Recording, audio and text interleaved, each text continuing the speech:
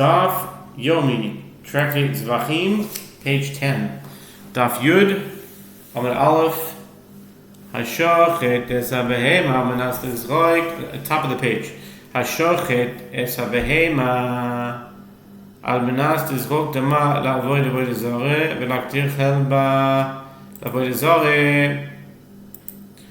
Rabbi Yochanan Amar Asur Machashvin Mevoida Lavoida V'Yafinan Chutz Mivifnim. With regard to one who slaughters an animal in order to sprinkle its blood for idol worship or in order to burn its forbidden fat for idol worship, Rabbi Yochanan says deriving benefit from the animal is prohibited, as it is considered an offering to idol worship, even if ultimately its blood was not sprinkled or its fat burned to that effect.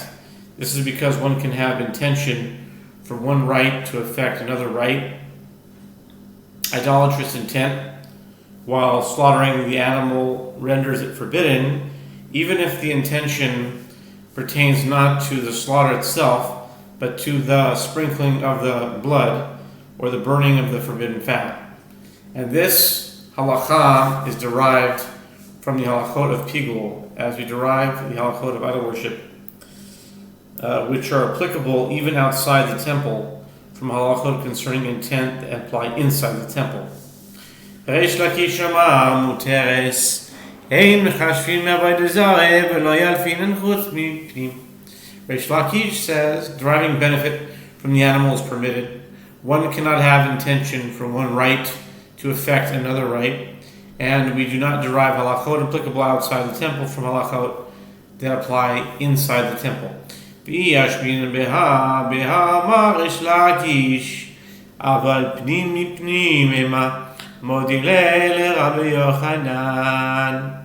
Although both disputes are essentially the same, each is necessary. And if the sages had taught us the dispute only with regard to that issue, namely, an animal slaughtered with idolatrous intent, one would have reasoned that Reish Lakish says his opinion only with regard to that issue, as he maintains that halachot applicable outside the temple are not derived from halachot applicable only inside the temple, but with regard to an offering that was slaughtered with the intention of sprinkling its blood, not for its sake. One might say that he concedes to Rabbi Yochanan that it is disqualified, as halachot applicable inside the temple can be derived from other halachot applicable inside the temple.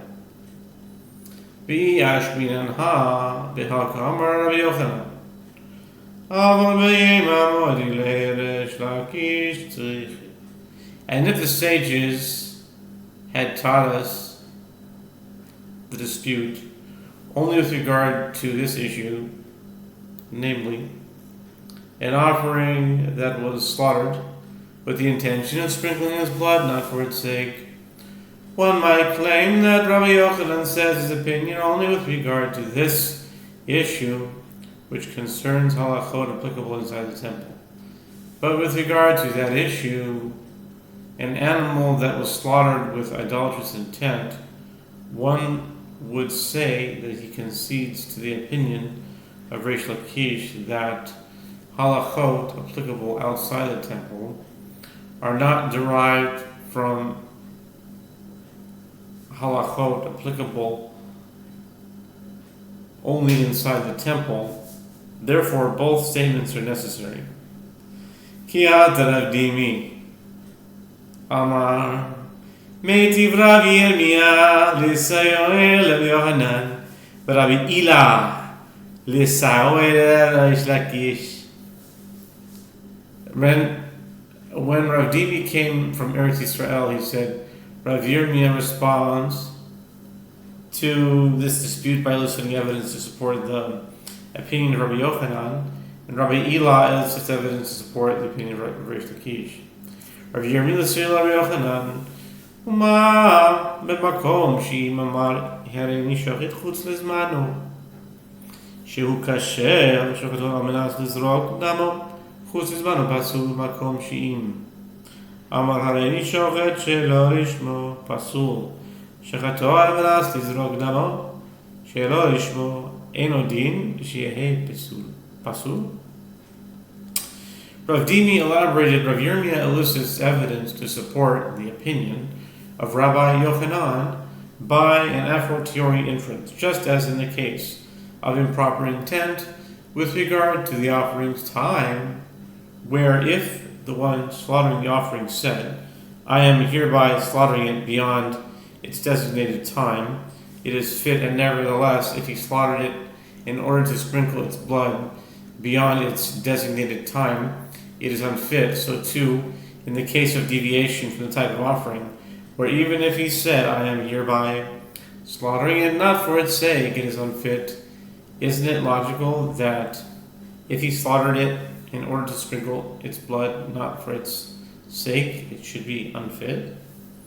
Maskif lavavabach ahilai malechus lisman ushikin kares. Rava bar Achilai objects to this inference. One cannot claim that deviation from the type of offering is a more severe transgression than intent to consume it or sprinkle its blood beyond its designated time, since the latter has its own element of stringency. What is notable about intent beyond its designated time? It is notable in that one who eats the meat of such an offering is liable to be punished with karet, whereas one who eats the meat of an offering disqualified due to deviation from the type of offering is not. Ela amar Rava bar Ahilai hachi kamar uma makom she'im amar hareini shochid chutz limkomo שהוא כשר, שוחטו על מנס לזרוק דמו, חוץ למקומו פסול, מקום שאם אמר הריני שוחט שלא ישמעו, שהוא פסול, in brackets, שוחטו על מנס לזרוק דמו שלא ישמעו אינו דין שיהיה פסול. Rather, Rava bar Ahilai says, Rav Yirmiyah was actually referring to improper intent with regard to the offering's designated area, since consummation of an offering thereby disqualified is not punishable by karet. And this is what he is saying. Just as in the case of improper intent with regard to the offering's designated area, where if the one slaughtering the offering said, I am hereby slaughtering it outside its designated area, it is fit, and nevertheless, if he slaughtered it in order to sprinkle its blood outside its designated area, it is unfit.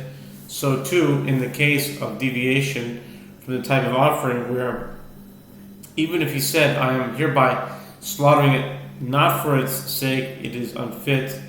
Isn't it logical that if he slaughtered it in order to sprinkle its blood not for its sake, it should be unfit?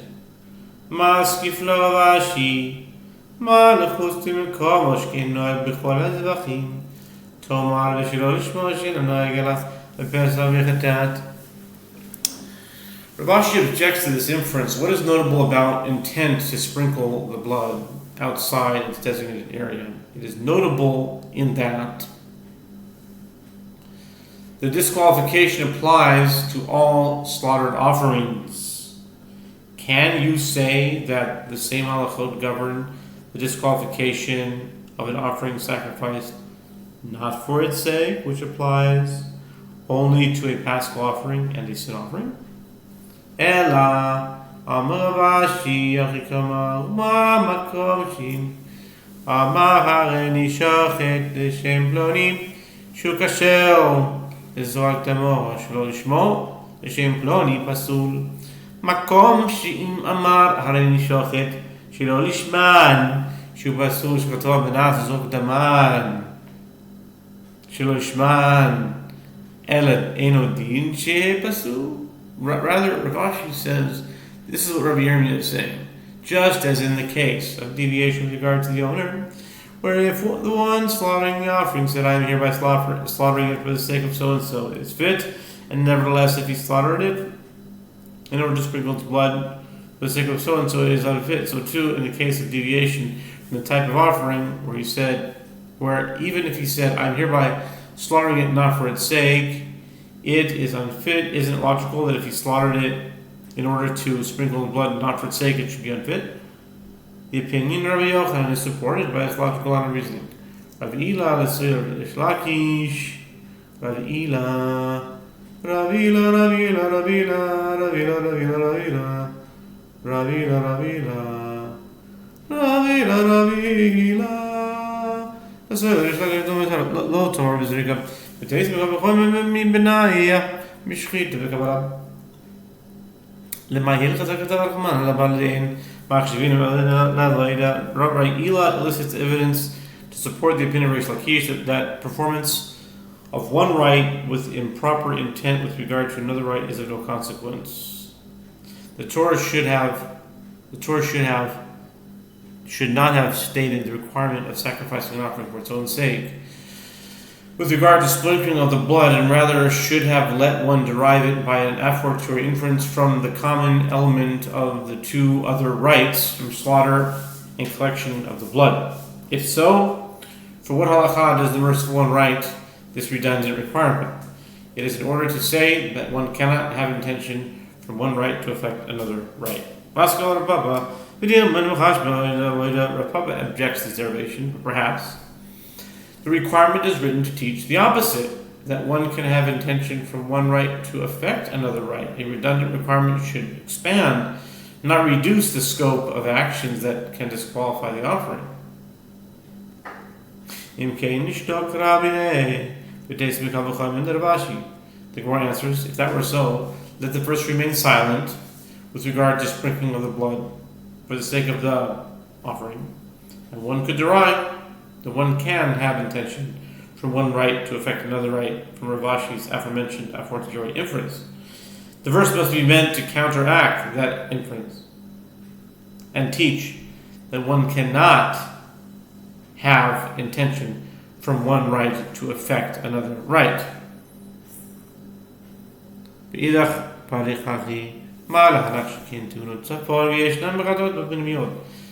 the other Amora, Rabbi Yochanan, would refute Rabbi Ila's proof like this. It is necessary for the Torah to state the requirement with regard to sprinkling. It cannot be derived from the cases of slaughter and collection of blood, since these two share an element of stringency that sprinkling lacks.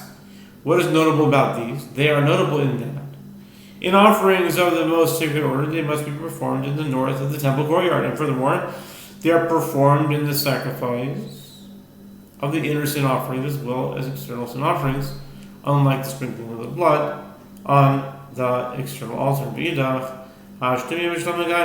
other more Reish Lakish will respond. Now, in any event, we stand in a discussion with regard to peace offerings, since the requirement of sacrifice for the offering's sake is derived from the verses concerning peace offerings. Peace offerings are neither offerings of the most sacred order nor inner sin offerings, and therefore the elements of stringency mentioned above are irrelevant. Itmar Shakta Lishma Zogdama Shlishma Rav Nachman Amar Psula Rav Amar Kesheva Yehoshua Rav Ligabe Rav Nachman Mikam B'chol and Rashi. A parallel dispute was stated. If one slaughtered a sin offering for its sake, but with intent to sprinkle its blood not for its sake, Rav Nachman says that the offering is unfit, and Rabbah says that it is fit. And Rabbah retracted his opinion and conceded to Rav Nachman due to Rav Ashi's aforetory inference. Rabbi Eliezer Omer, Af et Hasham Tanya, Amar Rabbi Eliezer Chatat Baal Chet, Vesham Baal Chet, Ma Chatat Shlo Lishma Psula. The Mishnah teaches, Rabbi Eliezer says the guilt offering too is unfit when sacrificed not for its sake. With regard to this, it is taught in Braita. Rabbi Eliezer said a sin offering is brought for committing a transgression, and a guilt offering is brought for committing a transgression. Just as a sin offering sacrificed not for its own sake is unfit, so too a guilt offering sacrificed not for its own sake is unfit. Amar lo Rabbi Yehoshua lo imamad v'chatat shekein damala. Rabbi Yehoshua said to him, the inference is not valid. If you say this with regard to a sin offering whose blood is sprinkled above the red line that encircles the altar, should you necessarily say the same with regard to a guilt offering whose blood is sprinkled below that line, like most animal offerings? Amar lo Rabbi Eliezer, Pesach yochia shalom almati, u'sharato shelo lishmo pasul.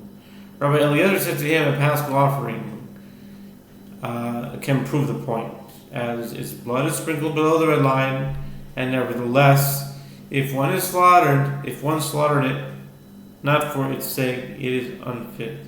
Amar lo Rabbi Yehoshua, ma lepesach shekin zmanu kavua.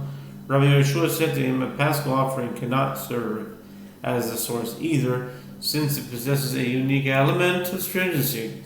What is notable about a paschal offering? It is notable in that its designated time is fixed. The guilt offering does not have a fixed time. Amar lo Rabbi Eliezer chatat yochia. Rabbi Eliezer said to him, a sin offering can prove the point, as it does not have a fixed time, and nevertheless it is disqualified, is sacrificed not for its sake. Amar lo Rabbi Yehoshua. Rabbi Yehoshua said to him, and now we turn to 10b, and to continue Mirz Hashem after the break.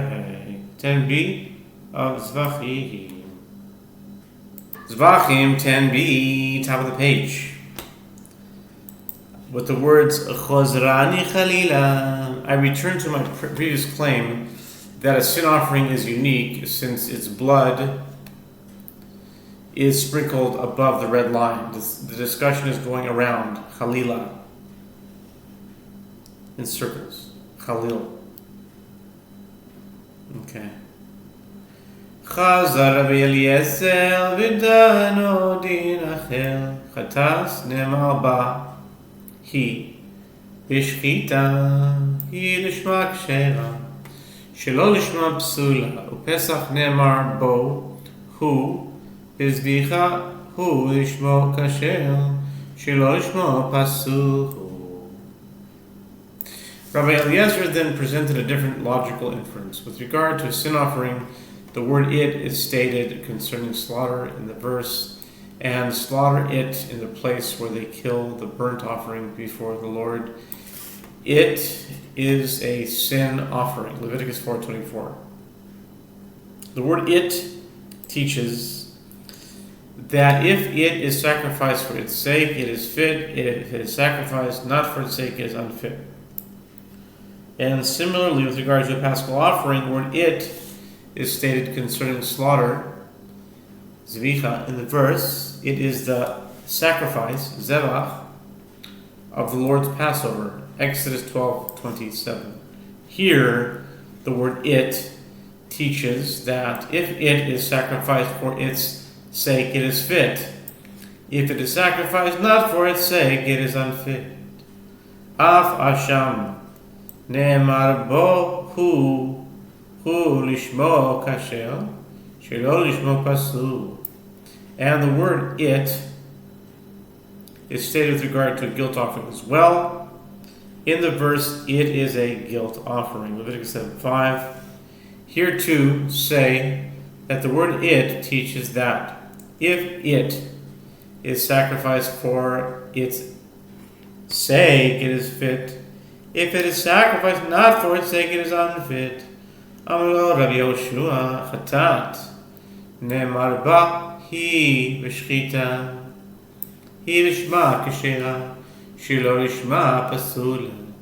Pesach ne'emar bo hu b'zvicha hu lishmo kasher shelo lishmo pasul.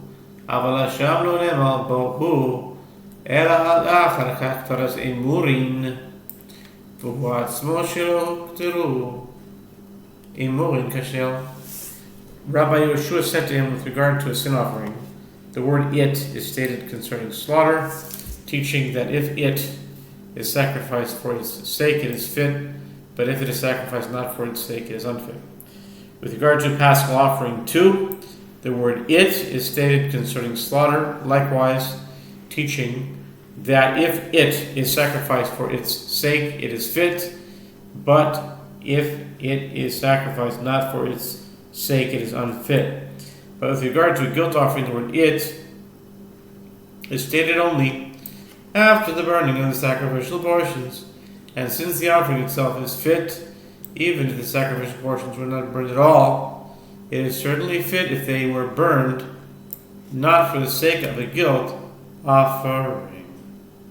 Amar lo Rabbi Eliezer, Harehu Omer, Kachatat Ka'asham, Ma Chatat Shelo Lishmo Pasul, Af Asham Shelo Lishmo Pasul. The Brisa concludes, Rabbi Eliezer said to him, a sin offering and a guilt offering are juxtaposed in the verse that states, as is the sin offering, so is the guilt offering. Leviticus 7:7. The verse teaches that just as a sin offering sacrificed not for its sake is unfit, so too a guilt offering sacrificed not for its sake is unfit. Amar Mar, Amar Lo Rabbi Yehoshua, Chozani Chalila,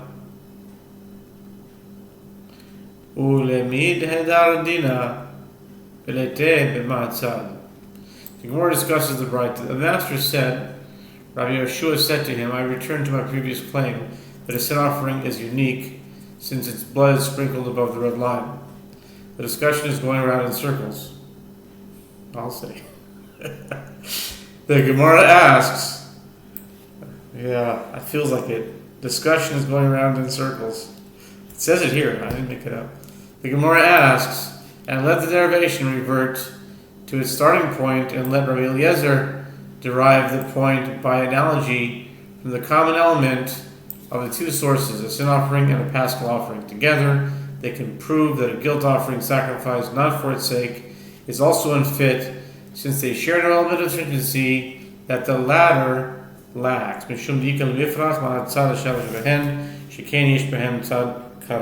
Gemara answers, even such a derivation is not valid as it can be refuted. And what is notable about their common element? A sin offering and a paschal offering are notable in that they both have an element of karet. A sin offering is brought for transgression, punishable by karet when committed unintentionally, and one who refrains intentionally from bringing a paschal offering is liable to be punished with karet. The guilt offering, by contrast, has no element of karet. Amar lo, Rabbi Yehoshua lo. Im amarta b'chatat sheken lamala. The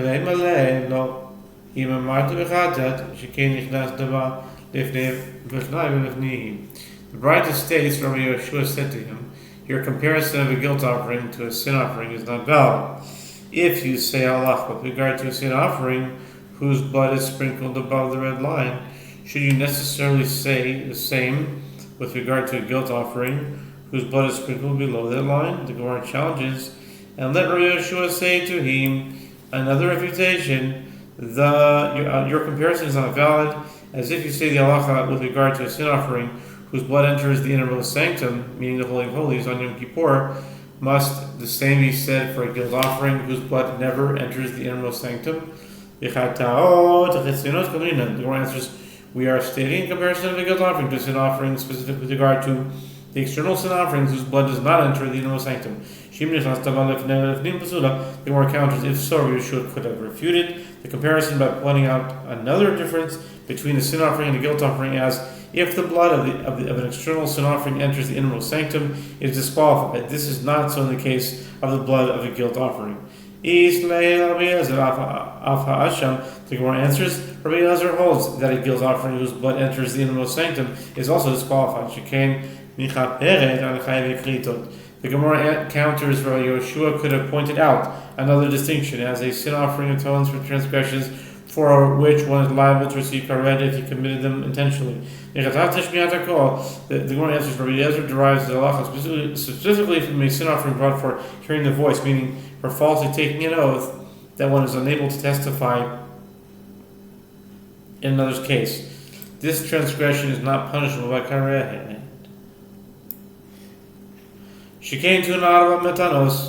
The Gemara counters, Rabbi Yehoshua could have pointed out another distinction, that the blood of a sin offering requires 4 placements on the altar, whereas the blood of a guilt offering requires only 2. The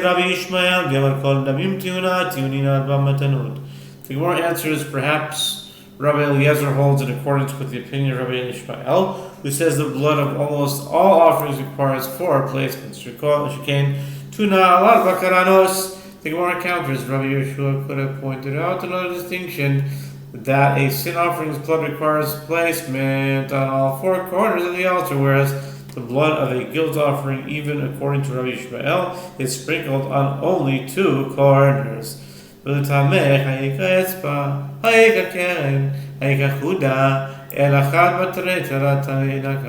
Gemara answers, and according to your reasoning, why didn't Rabbi Yehoshua mention other distinctions between a sin offering and a guilt offering? Isn't there the requirement that a priest place a sin offering's blood on the altar with his finger? Isn't there the requirement to place a sin offering's blood on the corner of the altar? And even according to the opinion that it is not placed on the corner itself, isn't there the requirement to place it on the edge of the corner? None of these requirements pertain to any offering other than a sin offering. Rather, Rabbi Yehoshua mentioned one of two or three valid claims at his disposal. Amar Mar, Amar Rabbi Yehoshua, lo, Imamart lemale Rabbi Eliezer, Asham nami lemala. The master says, Rabbi Yehoshua said to him, your comparison is not valid. If you say this with regard to a sin offering whose blood is sprinkled above the red line, should you necessarily say the same with regard to a guilt offering whose blood is sprinkled below that line? The Gemara challenges, let Rabbi Eliezer say to him, the blood of a guilt offering is also sprinkled above the red line, since Rabbi Eliezer holds that the halachot of a guilt offering and a sin offering are parallel. Amar Rabbi Yashim Damala. לא מצית עמד קו וחומר מעולה ומעולה שכן כליל למטה השם שאין כליל לא כל שכן. Rabbi said you cannot say the blood of guilt offering is presented above the red line due to an a fortiori inference from the case of a burnt offering, just as in the case of a burnt offering, which is treated stringently in that it is totally consumed on the altar, its blood is presented below the red line. All the more so is it not clear that in the case of a guilt offering, which is not totally consumed on the altar, its blood is presented below the red line. The Gemara rejects the inference. What is notable about a burnt offering? It is notable in that it does not atone for a sin, unlike a guilt offering. Perhaps this is why its blood is presented below the red line. The Gemara answers, a burnt sin offering can prove the point, as it atones for sin and its blood is presented below the red line. The Gemara rejects this as well. What is notable about a burnt offering? It is notable in that it is not a type of offering that is slaughtered. It is killed by pinching the nape of its neck. Perhaps this is why its blood is presented below the red line. Ola yetochiach lo rizeh k'rizeh v'lo rizeh k'rizeh v'tzad hashava sheben she'hen kadshi medav lamata aval yavi yasham shehu kodesh kadashim medav lamata. The Gemara answers, if so, a burnt offering can prove the point, since it is slaughtered and its blood is still presented below the red line. Therefore, the halacha is derived from the combination of the halacha of a burnt offering and a bird sin offering. The aspect of this case is not like the aspect of that case, and the aspect of that case is not like the aspect of this case. Their common element is that there are offerings of the most sacred order, and their blood is presented below the red line. So too, I shall include a guilt offering in this halacha, as it is an offering of the most sacred order, and therefore its blood is presented below the red line. Amar le Rava mi parizika. Ravashi v'lifroch ba'aretz al shomesh behen. Shekain ein lahen kitzvah tovar v'sham sheyesh lo kitzvah. Rava of Parzakia said to Ravashi, let Rabbi Eliezer refute this inference. What is notable about the common element of the two cases? It is notable in that neither burnt offering nor a bird sin offering, neither burnt offering nor bird sin offering is a fixed value. Need you say that the same halachot apply to a guilt offering, which has a fixed value of 2 silver shekels? See Leviticus 5:15. Ela haynu time that Rabbi Eliezer damat kroa kohen mechateyota. Rather, this is Rabbi Eliezer's reason for not claiming the blood of the guilt offering is presented below the red line. As the verse states with regard to the presenting of the blood of the sin offering, the priest who offers it, Leviticus 6:19, the word "it" indicates that its blood is presented above the red line, but the blood of another slaughtered offering is not presented above the red line. The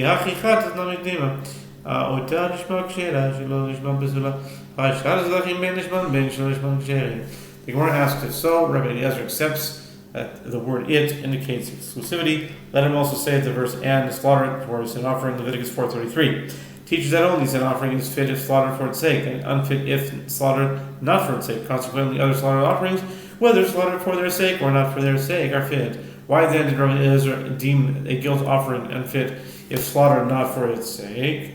Ha'uta lav dafka v'deha shayar pesach. The Gemara answers that this instance of the word "it" does not indicate that the halacha applies specifically to a sin offering and to no other offerings, as the Torah excludes the paschal offering from such a generalization. A paschal offering is certainly disqualified if sacrificed not for its sake. The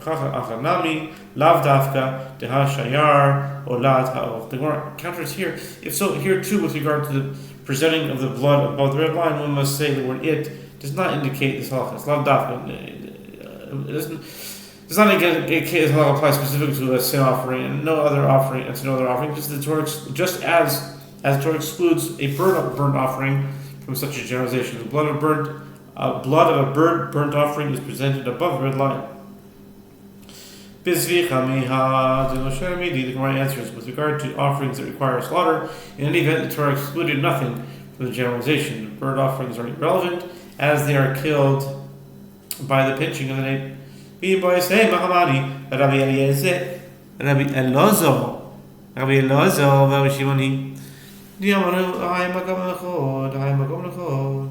if you wish, say instead that even the blood of a burnt offering is presented in a manner different from that of a sin offering. In accordance with whose opinion is the suggestion? Is it according to the opinion of Rabbi Elazar, son of Rabbi Shimon, who says, this place where the blood of a sin offering is presented is discreet, and that place where the blood of a burnt offering is presented is discreet. Titania damim hatachtoinim nitalim michutz hasikra lemata v'ha'elyoin michutz hasikra ulimala. Amar Rabbi Elazar bar Rabbi Shimon b'ameh devarim amorim be'ola sa'ava bal b'chatat behema hi asma eina se'ela al gufa shel kehen. As it is taught in Braita, the blood that must be placed on the lower half of the altar is placed anywhere from the red line and below, and the blood that must be placed on the upper half is placed anywhere from the red line and above. Rabbi Elazar, son of Rabbi Shimon, said, in what case is this statement said? It is said with regard to a bird burnt offering, but the placement of the blood of an animal sin offering is itself performed only on the actual corner of the altar.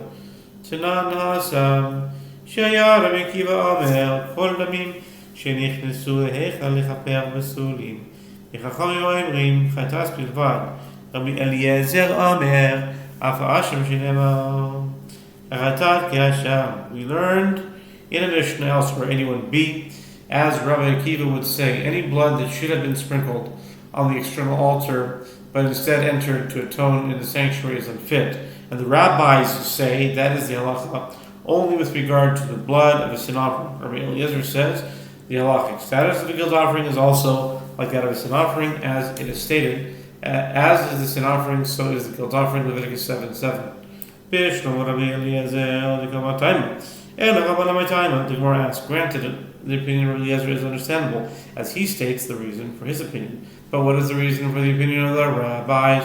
Amar Rabba Hashem nichnas damo lifnim pasul lo matzitam mitka v'chomer Rava said, you cannot say that the blood of a guilt offering that entered into the sanctuary is disqualified due to an aforementioned inference from the case of a burnt offering, just as